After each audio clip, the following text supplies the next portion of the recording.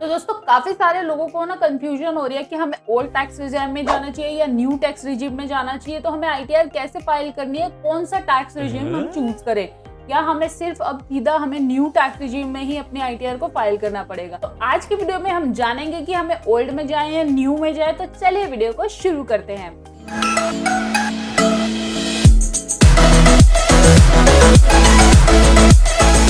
देखो, ministry of finance ने ना हाल ही में एक ट्वीट किया है कि आपको जो मिसलीडिंग इंफॉर्मेशन जो फैलाई जा रही है टैक्स के रिगार्डिंग कि जो टैक्स रेट्स हैं वो चेंज हो गए हैं, ऐसा कुछ नहीं है। तो देखिए ये लिखा हुआ है, there is no change which is coming from the April 24। कि ऐसा कोई चेंज नहीं है जो कि 23 में नहीं था और 24 में आ रहा है। ये सिर्फ एक मिसलीडिंग इंफॉर्मेशन फैलाई जा रही है, तो इस पे आप ना ध्यान दीजिए। फिर दूसरा है कि the new tax regime under section 115 BST was introduced in Finance Act as compared to existing old tax regime। ठीक है, उसके बाद है आपको जो new tax regime is applicable for person other than companies and firm is applicable as default regime from the financial year 2023-4। देखिए, अगर आपकी कोई भी सैलरी इनकम है तो आप कोई भी चूज कर सकते हैं। आप ओल्ड टैक्स रिजीम भी चूज कर सकते हैं, न्यू भी कर सकते हैं। लेकिन आपके अगर कोई भी बिजनेस इनकम आप अर्न कर रहे हैं तो आपका जो डिफॉल्ट होगा वो न्यू टैक्स रिजीम में होगा। लेकिन आपको अगर ओल्ड में जाना है तो आपको 10 IEA का फॉर्म जो है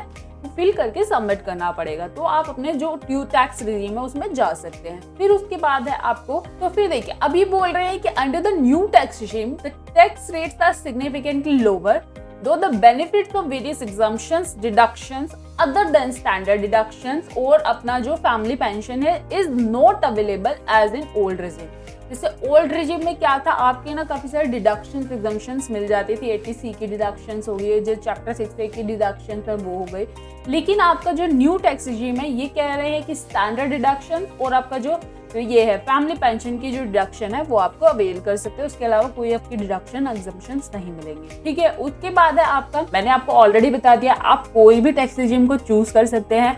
आपको अगर लगता है कि आपके लिए ओल्ड बेनिफिशियल है तो आप ओल्ड में जाइए। अगर आपको लगता है कि आपके लिए न्यू बेनिफिशियल है तो आप न्यू में भी जा सकते हैं।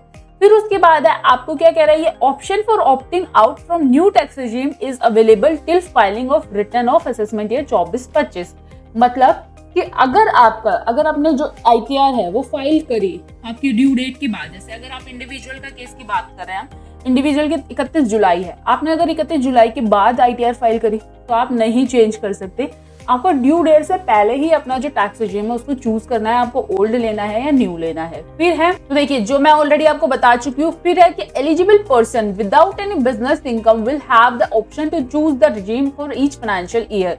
मतलब अगर आपकी कोई भी सैलरी इनकम है तो आप अपना ओल्ड भी चूज कर सकते हैं। 1 साल ओल्ड कर लिया, 1 साल न्यू कर लिया, वो आप चूज कर सकते हैं। लेकिन बिजनेस इनकम के लिए ऑप्शन नहीं है। उनका जो डिफॉल्ट ऑप्शन क्या है, न्यू है। और आपको अगर ओल्ड में जाना है तो 10 IEA का फॉर्म आपको सबमिट करना पड़ेगा। फिर उसके बाद चलते हैं कि जो टैक्स स्लैब्स है, काफी लोगों को ना ये कंफ्यूजन हो रही है कि ये टैक्स स्लैब्स हैं चेंज हो गए हैं। ऐसा कुछ नहीं हुआ है। तो देखिए टैक्स स्लैब को भी देख लेते हैं। देखिए टैक्स स्लैब में एग्जिस्टिंग आपको पता ही है, एग्जिस्टिंग में जो हमारे टैक्स स्लैब थे वो थे 0 से 2.5 लाख तक की अगर आपकी इनकम है तो 0 टैक्स है, 5 लाख तक है 5%, 10 लाख है 20% और 10 से ऊपर है तो 30%। यही थे एग्जिस्टिंग में।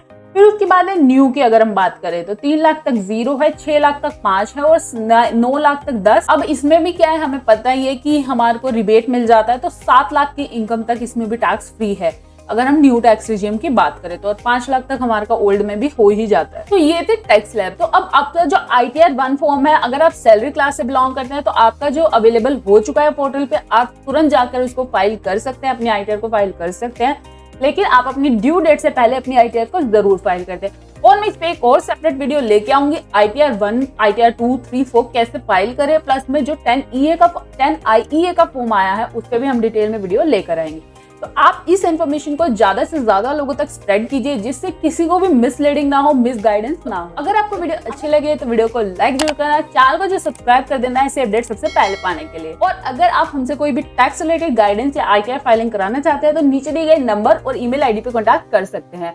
और हमने एक टेलीग्राम ग्रुप बनाया हुआ है, उस पर हम अपडेटेड इन्फॉर्मेशन शेयर करते रहते हैं, तो उसको आप फटाफट से जाके ज्वाइन कर लो। तब तक के लिए बाय बाय, टेक केयर।